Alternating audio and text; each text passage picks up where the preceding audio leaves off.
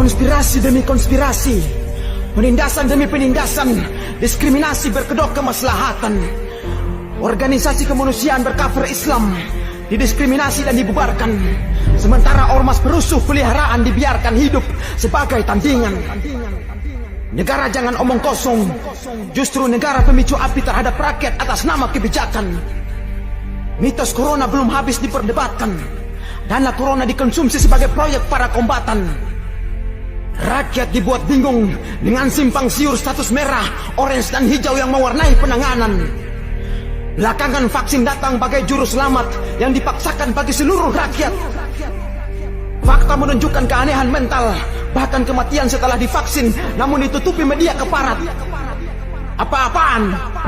Kenapa tak bersedia harus dipidana? Setiap orang berhak menentukan kesehatan diri. Kenapa tangan musuh-musuh Islam itu menang bukan karena kekuatan mereka, tapi musuh-musuh Islam itu bisa menang karena Allah tidak bantuin kita. Kata Allah, kalau Allah bantu kalian, nggak ada yang bisa ngalahkan kalian. Nggak ada yang bisa ngalahkan kalian. Berapa banyak jumlah mereka, berapa besar pun kekuatan mereka, kalau Allah bantu kalian, Allah Rabbul Alamin, Allah tinggal getarkan bumi ini, Allah tinggal hancurkan bumi ini, selesai. Kalau Allah bantu kalian, nggak ada yang bisa mengalahkan kalian. Tapi kalau Allah tidak membantu kalian, Allah membiarkan kalian, siapa yang akan bantuin kalian? Umar bin Khattab radhiyallahu taala anhu, ketika dia mengutus pasukan perang, satu orang disuruh balik. Ternyata anak itu dikenal anak yang durhaka sama orang tuanya, nggak boleh ikut kok. Apa kata Umar bin Khattab? Dia mengatakan, ingat, kalian ini dimenangkan oleh Allah bukan karena jumlah kalian dan bukan karena persiapan kalian. Lah, kalian itu dimenangkan oleh Allah karena ketakwaan kalian. Tapi kalau kemaksiatan kalian sama dengan kemaksiatan musuh kalian, maka musuh kalian akan mengalahkan kalian dengan jumlah mereka dan persiapan mereka. Maka intinya jamaah, kita harus kembali kepada agama. Kita harus ajak anak-anak kita baca Quran bersama. Bapaknya baca, bacakan artinya, jelaskan kepada anaknya. Bertahun-tahun kita jadi orang Islam, tapi kita tidak tahu dengan apa isi Al-Quranul Karim. Tapi kita tidak pernah tahu apa sebenarnya maknanya. Maka jangan berharap umat Islam itu jaya, kecuali dengan satu cara. Kembali kepada agama, kembali ke rumah Allah, ramaikan rumah-rumah Allah. Dan jangan lagi telat datang sholat Jumat. Kalau kita sholat Jumat telat, sebagian datang ketika khotib sudah naik, apalagi yang lainnya. Sepekan sekali, satu Jumat sekali kita datang ke rumah Allah dan telat kita. Subhanallah. Sampai kapan kita akan seperti ini? Dan kehinaan ini bukan hanya untuk kita, untuk anak-anak kita pun terus akan kita rasakan. Di negeri yang kita mayoritas di situ, di negeri yang kita jumlahnya lebih banyak, yang masjid-masjidnya 700.000 lebih jumlahnya. Tapi tatkala umat Islam lebih suka ke pasar daripada ke masjid, lebih suka nonton film daripada datang kajian, lebih suka membaca berita daripada membaca Al-Quranul Karim, maka entah kapan kita akan kembali jaya.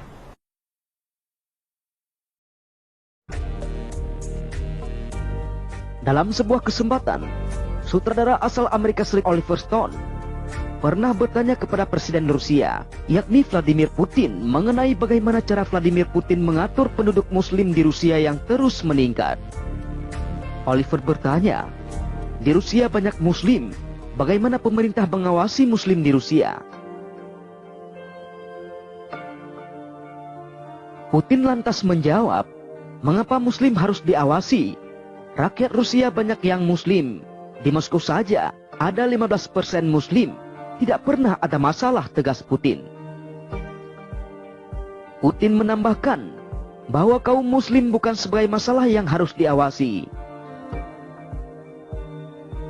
Akan tetapi, mereka hanya korban dari politik Amerika dan sekutunya. Kami tidak pernah menganggap Muslim sebagai masalah.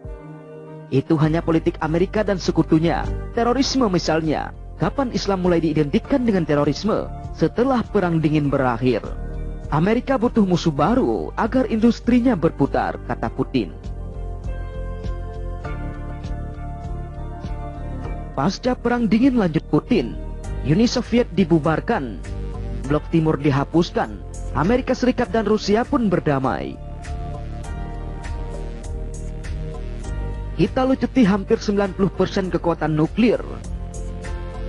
Rusia total keluar dari situasi Perang Dingin.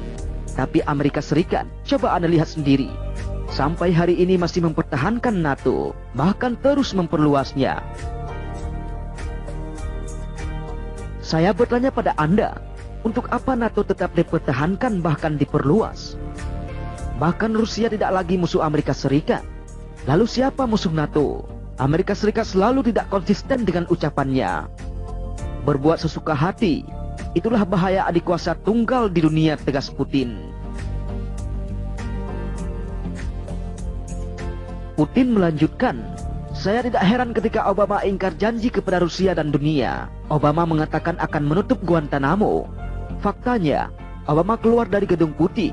Guantanamo masih berdiri dan beroperasi. Rusia dan dunia sudah biasa menyaksikan inkonsistensi Amerika Serikat.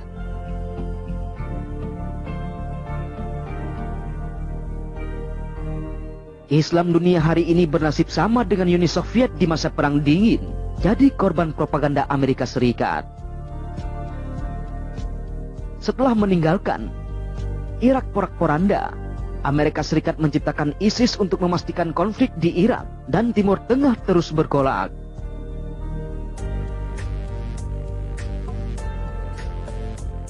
Siapa yang bisa bantah fakta ini tentang Putin? Oliver Stone pun terdiam. Dari jawaban Putin ini seolah menjawab siapa dalang selama ini yang membuat gejolak politik di dunia Islam, khususnya di Timur Tengah, hingga munculnya istilah Islamfobia.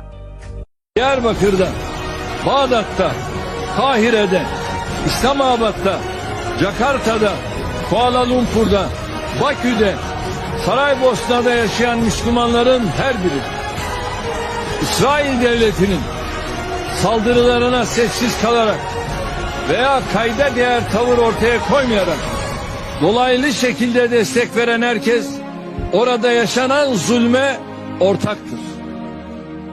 Tüm halkı Müslüman olan ülkelere sesleniyorum. Bir olma zamanında, beraber olma zamanında İsrail'in insanlığın ortak kurumlarının kararlarına, temel insan haklarına, uluslararası hukuka ve insana dair her türlü değere aykırı bu eylemleri